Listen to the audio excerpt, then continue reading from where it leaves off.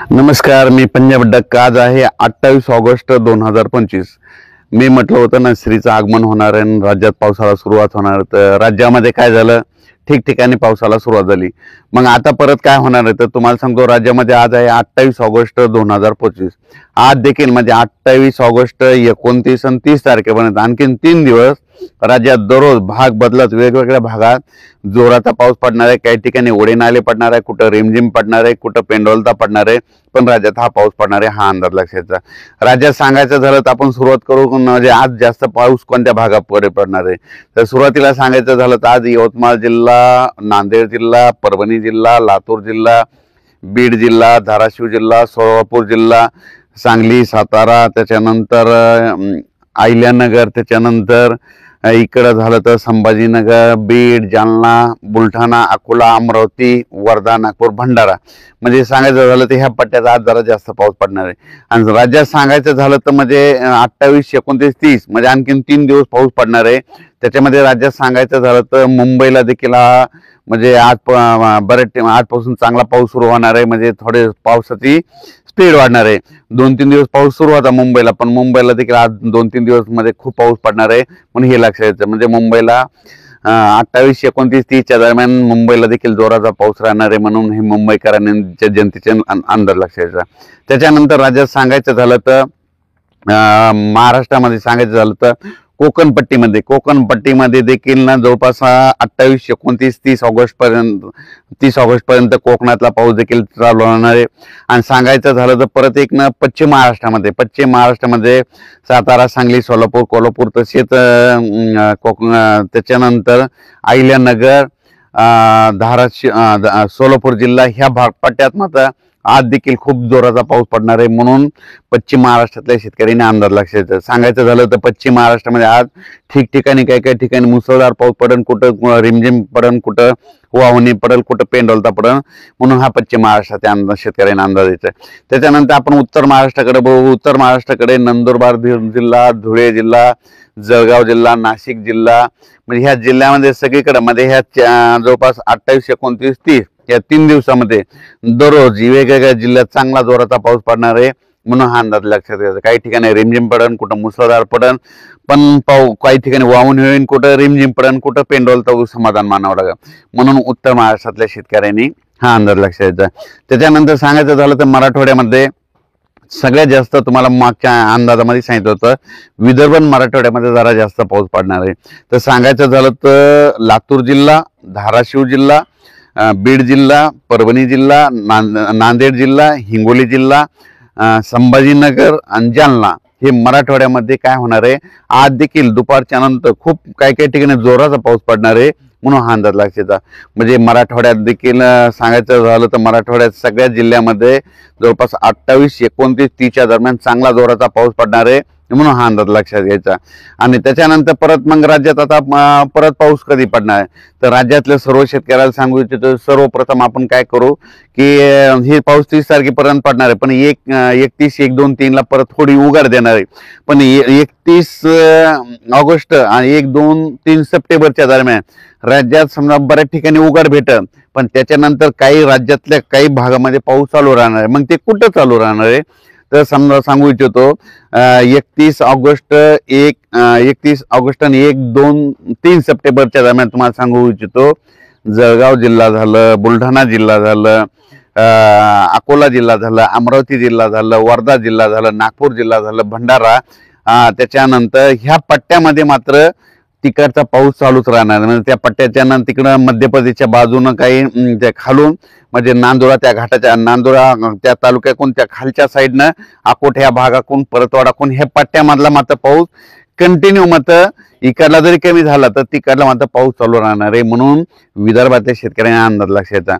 आणि त्याच्यानंतर मग आता हे 28, 29, 30 तारखेचा पाऊस गेल्याच्या नंतर परत राज्यात पाऊस येणार आहे का तर तुम्हाला सांगतो 28, 29, 30 गेल्याच्या नंतर 31, 1, 2, 3 ला देखील महाराष्ट्रात पाऊस चालू होणार आहे. एकदम महाराष्ट्रातला पाऊस सगळीकडला बंद होणार नाही. मग पाऊस कुठं पडणार आहे तर तुम्हाला सांगतो 1, 2, 3च्या दरम्यान इकडला सांगितल्याच्या नंतर परत एकदा सांगू इच्छितो की परत एकदा मुंबई, नाशिक आणि उत्तर महाराष्ट्रातल्या शेतकऱ्याला परत सांगू इच्छितो की 4 सप्टेंबर 5 सप्टेंबर 6 आणि 7च्या दरम्यान परत मुंबईकडे देखील मुसळधार पाऊस पडणार आहे.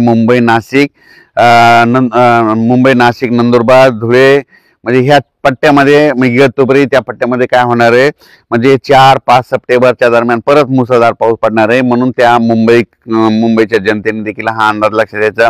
कारण की राज्यात सांगायचं झालं तर मग 4-5 सप्टेंबरला देखील तुम्हाला एक सांगतो मग नुसतं मुंबई नाशिकला पाऊस नाही पडणार तर तुम्हाला सांगतो त्याच्यामध्ये विदर्भात बी पाऊस पडणार आहे. पूर्व विदर्भ आणि पश्चिम विदर्भ. पूर्व विदर्भाचे 6 जिल्हे मग ते कोणते वर्धा नागपूर भंडारा गोंदिया चंद्रपूर यवतमाळ अमरावती अकोला बुलढाणा म्हणजे पूर्व आणि पश्चिम विदर्भ दोन्ही जिल्हे सांगा बुलढाणा त्याच्यानंतर वाशिम म्हणजे ह्या विदर्भात देखील 4, 5, 6, 7 सप्टेंबरच्या खूप जोराचा पाऊस पडणार आहे म्हणून हा अंदाज लक्षात येतो. त्याच्यानंतर विदर्भ सांगितलं तर मग आता मराठवाड्यात काय परिस्थिती राहील 4, 5, 6 सप्टेंबरला. मराठवाड्यात देखील 4, 5, 6, 7च्या दरम्यान नांदेड जिल्ह्याला खूप पाऊस पडणार आहे. लातूर जिल्ह्याला खूप पडणार आहे. परभणी जिल्ह्याला पडणार आहे. हिंगोली जिल्ह्याला पडणार आहे. धाराशिव जिल्ह्याला पडणार आहे. त्याच्यानंतर धाराशिव जिल्ह्याला पडणार आहे. बीड जिल्ह्याला पडणार आहे. जालना जिल्ह्याला पडणार आहे. संभाजीनगरला पडणार आहे. म्हणून हे मराठवाड्यातल्या शेतकऱ्यांनी 4, 5, 6, 7 तारखेचा देखील अंदाज लक्षात द्यायचा. मग तुम्हाला वेळ मराठवाड्यासाठी कधी आहे तर काय करायचं 1-2 म्हणजे 31 ऑगस्ट पासून ते 3 ऑगस्ट पर्यंत 4 दिवस तुम्हाला शेतीचे काम करायला वेळ आहे. आता तर शेतात म्हणजे गवत काही काढणं होत नाही तर फक्त सोयाबीन असेल तर त्याच्यातलं तण काही उपटू शकतात ऊसाला खतं देऊ शकतात. त्याच्यानंतर मग पश्चिम महाराष्ट्रातली काय परिस्थिती राहणार आहे तर तुम्हाला सांगतो पश्चिम महाराष्ट्रात देखील म्हणजे आता हे 28, 29, 30 ह्या 3 दिवसामध्ये पश्चिम महाराष्ट्रात देखील पाऊस पडणार आहे. काही ठिकाणी जोराचा कुठं मुसळधार कुठं वाहणी हे पाऊस पडणार आहे. पण त्याच्या व्यतिरिक्त काय होणार आहे की तुम्हाला सांगू इच्छितो की पश्चिम महाराष्ट्रात देखील काय होणार आहे की 4 सप्टेंबर 5, 6, 7च्या दरम्यान म्हणजे सोलापूर जिल्ह्याला खूप पाऊस पडणार आहे. सांगलीकडे पडणार आहे. साताऱ्याकडे पडणार आहे. त्याच्यानंतर इकडं पुणेकडे पडणार आहे. अहिल्यानगरकडे पडणार आहे. आणि सगळ्यात महत्त्वाचं सांगू इच्छितो की पश्चिम महाराष्ट्रातले जे काही आवर्षण जिल्हे आहेत काही तालुके आहेत बघा त्याच्यामध्ये कोणतं अहिल्यानगर जिल्ह्यामधले काही तालुके आहेत बीड जिल्ह्यातले कडाष्टी भागातले काही तालुके सोलापूर जिल्ह्यात आटपाडी एक भाग आहे असा आहे की ते आवर्षणमध्ये मोडतो. तर त्यांच्यासाठी एक आनंदाची बातमी सांगतो की काही भागामध्ये आतापर्यंत म्हणजे पाऊस मुंबई येत नाही पण त्यांना एक सांगू इच्छितो की काय होणार आहे की सप्टेंबरचा म्हणजे परतीचा पाऊस मात्र तुम्हाला खूप पडणार आहे. तुमचे वडे नाले वाहणार आहे. कोणाचं एखादं शेततळे भरायचे राहिले असेल तर ते शेततळे देखील भरून जाणार आहेत. म्हणून पश्चिम महाराष्ट्रातल्या शेतकऱ्यांना सांगू इच्छितो की तुमच्या अहिल्यानगरमध्ये देखील काही तालुक्यामध्ये पाऊस कमी पडलेला आहे. काहींना म्हणजे तळ्यामध्ये पाणी नाही तर त्या देखील त्यांना सांगू इच्छितो की काही जे आवर्षण भाग आहे त्यात देखील पडणारे म्हणून हे लक्षात येतं. आणि त्याच्यानंतर परत काय सांगू इच्छितो की मला जालना जिल्ह्यातला रोहिलागड भागातल्या शेतकऱ्याचा फोन आला होता की रोहिलागडमध्ये जालन्याकडे सगळीकडे मुसळधार पाऊस झाला अतिमुसळधार झाला पण रोहिलागड एक असा भाग आहे ते रेन शॅडो खाली येतं म्हणजे तिथं पाऊस कमीच असतो. तर त्या शेतकऱ्यांना सांगू इच्छितो की सप्टेंबरमध्ये तुमच्या रोहिलागडचं ते तळ भरून जाणार आहे. म्हणून तुमच्यासाठी सर्वप्रथम ही आनंदाची बातमी. कारण की आता उद्याचा देखील पाऊस म्हणजे 28, 29 देखील तुमच्या तिकडे पडणार आहे. त्याच्यात काही तळ्यात अर्ध पाणी येणार आहे त्या रोहिलागडच्या आणि त्याच्यानंतर जे म्हणजे सप्टेंबर महिन्यात जे पडेल तर ते तुमचं तळ भरून जाणार आहे. म्हणून तुमच्यासाठी ही आनंदाची बातमी. त्याच्यानंतर परत सांगू इच्छितो की कोकणातला पाऊस म्हणून त्याच्यानंतर 4, 5, 6 सप्टेंबरचा ते देखील कोकणमध्ये संपूर्ण कोकणपट्टी चालू राहणार आहे. म्हणून हे कोकणातल्या जनतेने हे अंदाज लक्षात द्यायचा.